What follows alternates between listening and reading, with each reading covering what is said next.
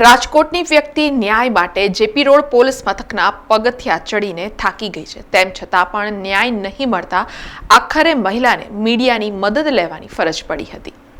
રાજકોટના Prabhatbhai હેરબાએ 2018માં JP police સ્ટેશનમાં ફરિયાદ કરી હતી।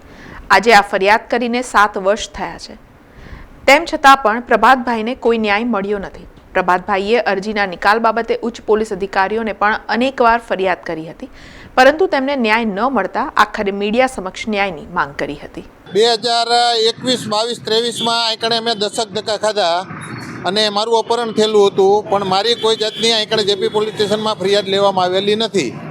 અને આંકડે રાજગોર સાહેબ હતા, રાજગોર સાહેબે બહુ ધક્કા ખવાર્યા અને આ માનવ કોલી રહ્યો એવું કહે છે, એડવોકેટ છે, કે હું 2 થી 3 કરોડમાં ગમે એને ખરીદી લઉં અને એનું મારી આગળ વિડીયો રેકોર્ડિંગ છે। એ રેકોર્ડિંગમાં હું તમને રેકોર્ડિંગ આપું, તમે રેકોર્ડિંગ સાંભળી લ્યો, બરાબર। એમાંથી રાજગોર સાહેબને કેટલા પૈસા મળેલા છે, રાજગોર સાહેબ ચોખવટ કરે ફરિયાદ નથી લેતા, એટલે કે કેટલા પૈસા એને મળેલા છે। અને મારી અપહરણની ફરિયાદ હતી, કોઈ જાતની લીધી નથી। અને આ સાહેબે જે કાંઈ માનવ કોલીએ જે કાંઈ સેટિંગ ગોઠવ્યું હોય એવડે 8 થી 10 જણા હતા, એનું જે કાંઈ સેટિંગ ને વ્યવહાર વહીવટ હોય, સરકાર સામે માંગણી કરું છું કે મારી જે એફઆઈઆર છે એ એફઆઈઆર લે અને આવારા તત્વોને હકીકતમાં જોવે અને લે। અને આ તો હીરામાં વિશે ઘણા ખરાબ બોલ્યા છે, નરેન્દ્ર મોદી સાહેબ વિશે ખરાબ બોલ્યા, એનું મારી આગળ વિડીયો શૂટિંગ છે।